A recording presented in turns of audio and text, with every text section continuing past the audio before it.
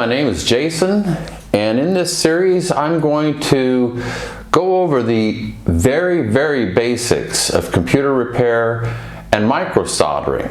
A lot of us watch some of the greats on YouTube and we just think their technique is fantastic, but guys, they didn't get that way overnight. If you'll go back and look at their videos from 5 years ago, some of their soldering was really bad. So I'm going to go over soldering, finding faults, injecting voltage, the use of a thermal camera, and lots more. What I do recommend you do is you need to practice every day. Come home from whatever job that you have during the day and come home and do something. And what I recommend you do is you take a motherboard that you don't care about, and I don't care about this motherboard because the CPU is blown, and I will be going over how to determine whether it is the CPU or the GPU. I recommend coming home and desoldering really small things and solder them back on, and that also includes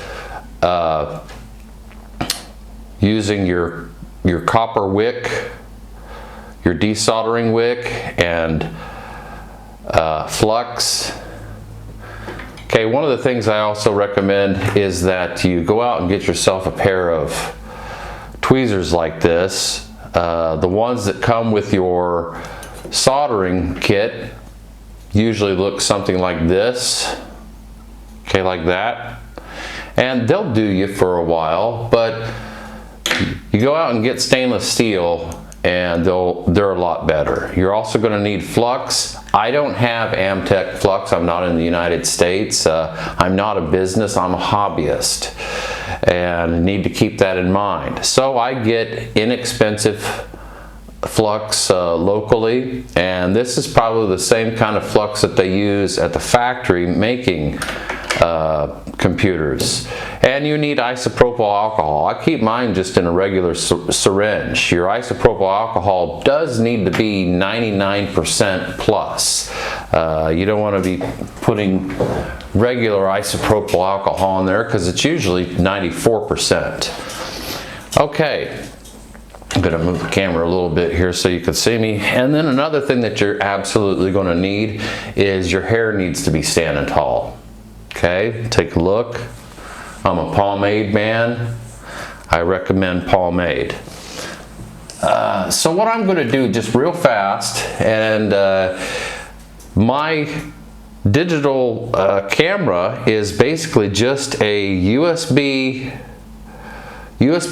microscope plugged into a computer that I have running 24/7 with no shell, and that's what I have for now. And for now, that'll do. I'm not a shop.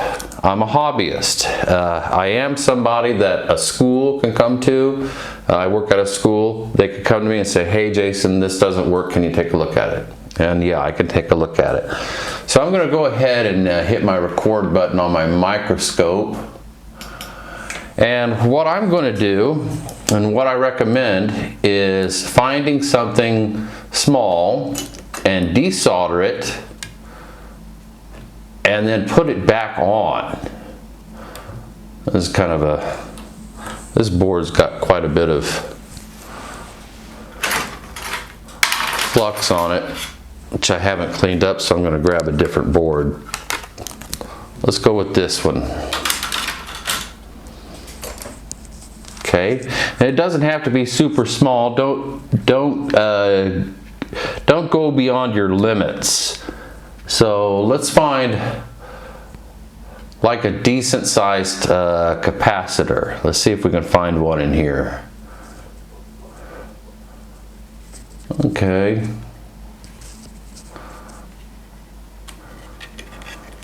Okay, like this capacitor right here. Also, your soldering equipment, don't let anybody, knock you on that.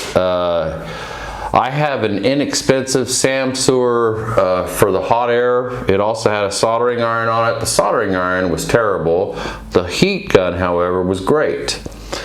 Then I have an expensive soldering station below it, and the hot air blew out. So, you know, you never know what you're going to get. Yeah, eventually I want to own Hacko or Weller or something like that, but for right now I'm just a hobbyist. So I'm going to go ahead and I am going to remove a capacitor. And some folks ask, well, what temperature do you do this at? What temperature do you do that at? You've got to figure it out. It's your equipment, and all equipment is different. I'm running at 500 at a low airspeed, probably about middle, because these parts are small. And I'm just going to take one of these off.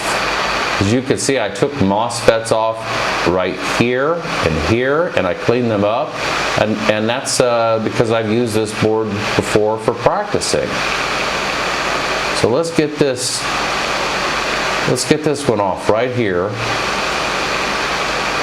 And you've heard probably that Mac boards are thicker than PC boards. That is true. The only way you can really know that is get a Mac board yourself and see what it's like. It takes forever to pull things off of a Mac board because they're so thick.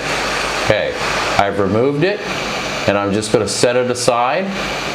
We'll set it right there. And then what I'm going to do is I'm going to clean that up.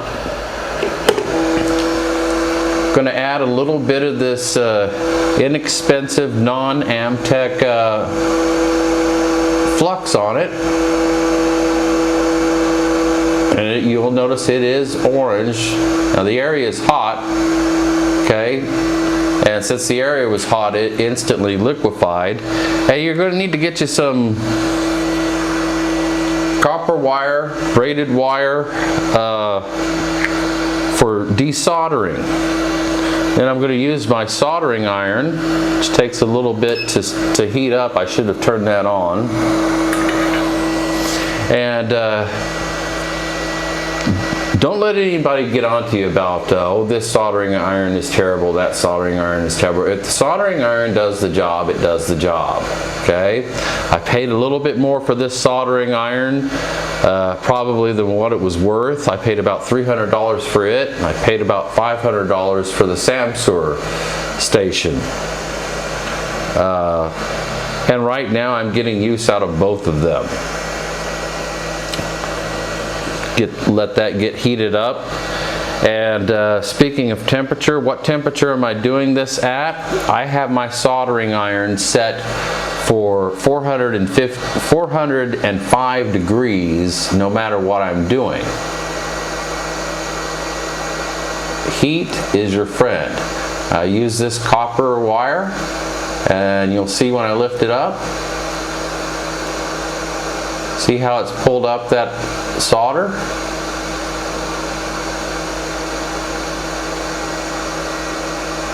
Let's get it completely cleaned. And you definitely need flux. We will be going over why you need flux when I do a longer video, but one of the reasons is flux helps solder flow, and it also deoxidizes the area.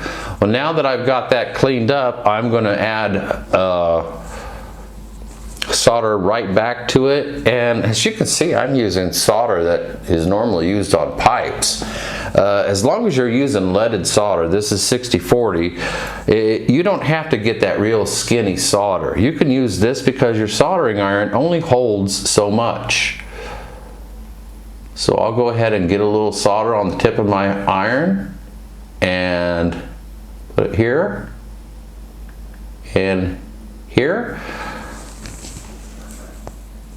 There's my solder back on.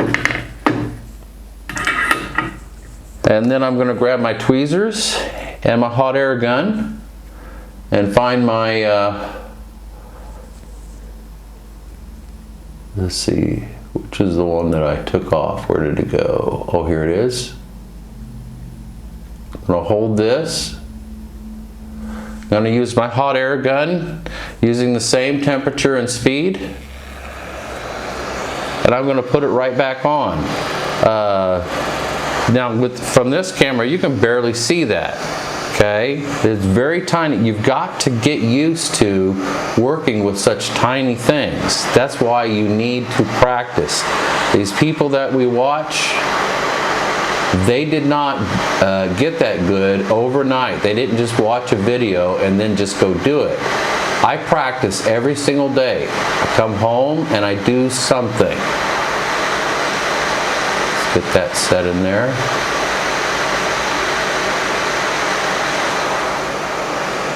And it's not perfect, but when you saw the solder harden, that meant I could let go. And I'm going to try and get that set down. There we go.